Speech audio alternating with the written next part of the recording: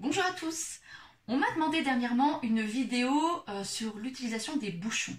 Alors, vous avez peut-être à la maison tout un tas de bouchons dont vous ne savez que faire parce qu'au départ ils étaient destinés justement à la maîtresse ou à une association, et confinement oblige, vous vous retrouvez avec tout ça à la maison.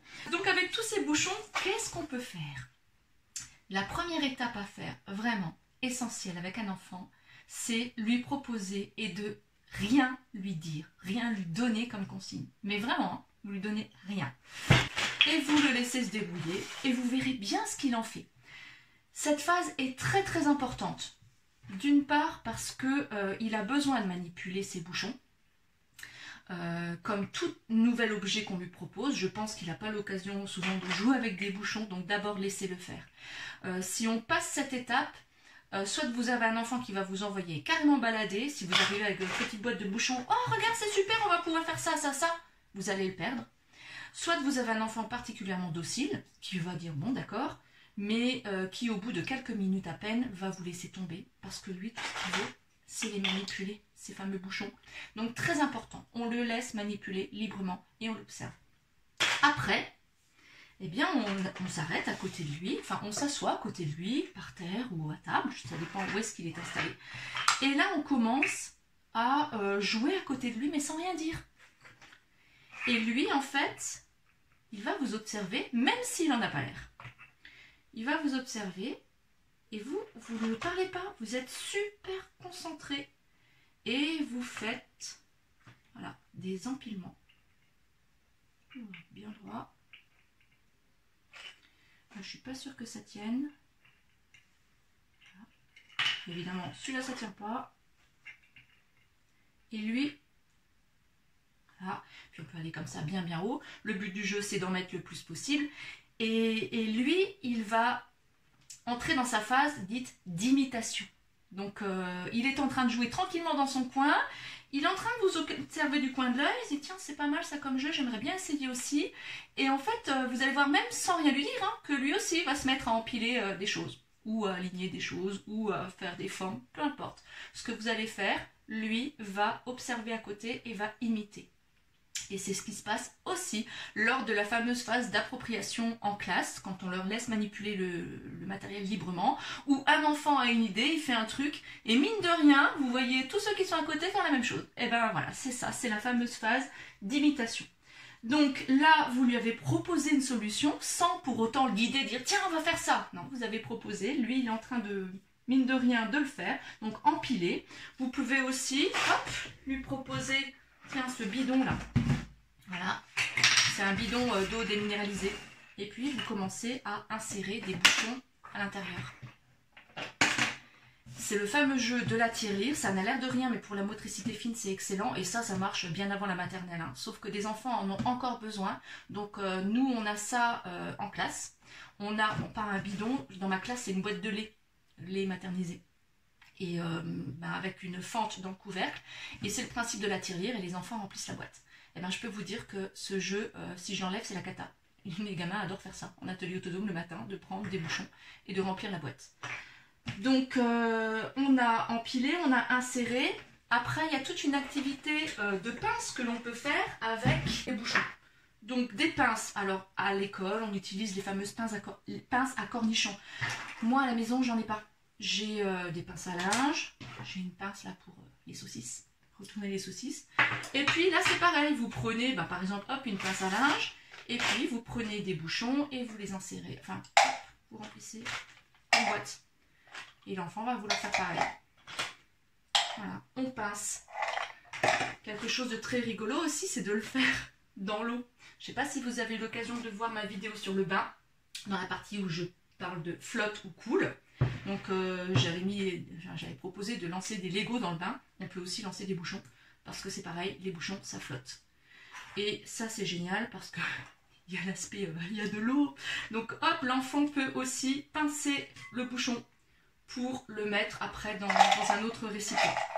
Et puis c'est rigolo parce que dans le flotte cool là, on peut aussi faire des petits bateaux avec les bouchons.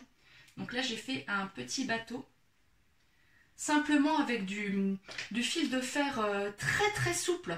J'ai acheté ça une fois pour faire un décor de table. Voilà, donc c'est quelque chose qui se tord très très facilement, qu'on insère dans le bouchon dans lequel j'ai fait un trou. Ah, je ne vous ai pas montré comment je fais les trous. Je vais vous montrer ça d'abord. Donc j'utilise une vrille.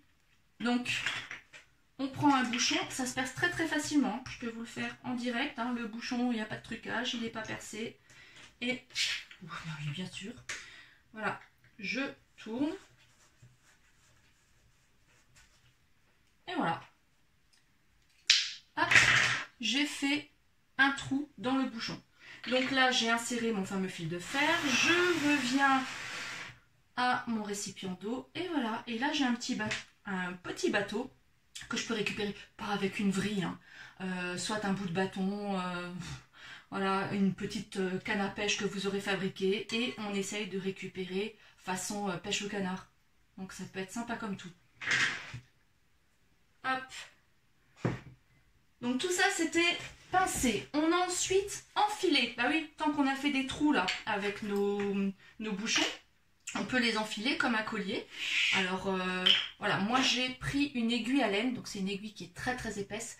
À l'école, on a des aiguilles en plastique. Vous pouvez aussi, si vous avez à la maison des fils à Scooby-Doo, ça passe dedans. Et là, vous enfilez vos bouchons. On peut les utiliser comme perles. On peut aussi les enfiler, utiliser le bouchon comme support d'abac. Vous savez, les abacs qu'on a en classe.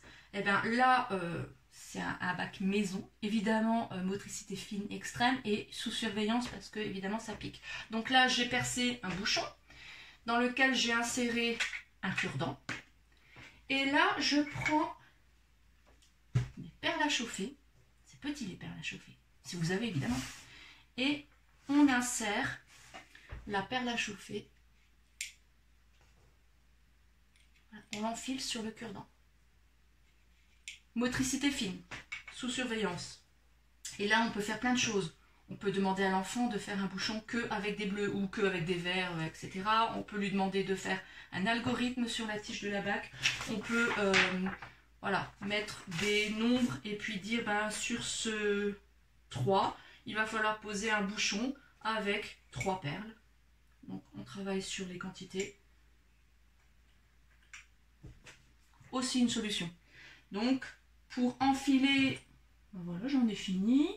Après, je vous propose tamponner. Si vous avez à la maison des gommettes en mousse, je sais que certaines petites filles ont ça à la maison, certains garçons aussi d'ailleurs, parce qu'il existe absolument toutes les formes, il y en a pour tous les goûts.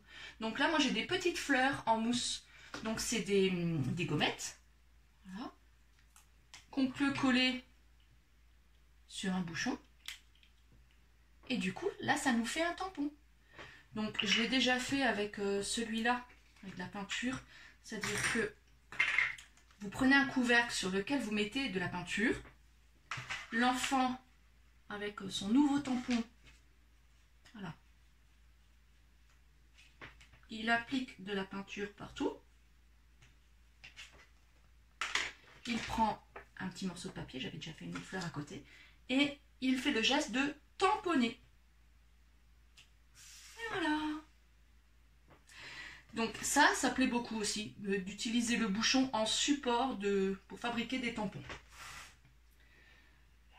Tamponner. Et en tout dernier, visser. Parce que accessoirement, voilà, vous donnez à l'enfant ce récipient là avec son bouchon, celui-ci, avec son bouchon. Vous lui proposez comme ça plein de récipients avec les bouchons. Les bouteilles de jus de fruits, les bouteilles d'eau. Et en fait, l'enfant doit associer le bouchon à son bon récipient et faire l'action de visser. Et ça aussi, ça plaît beaucoup à l'école par analogie. On peut aussi utiliser des couvercles, pas forcément des bouchons en plastique, hein. C'est un pot de confiture. Vous pouvez utiliser des petits pots de plusieurs tailles. Et voilà, l'enfant essaye d'associer le couvercle ou le bouchon au bon contenant.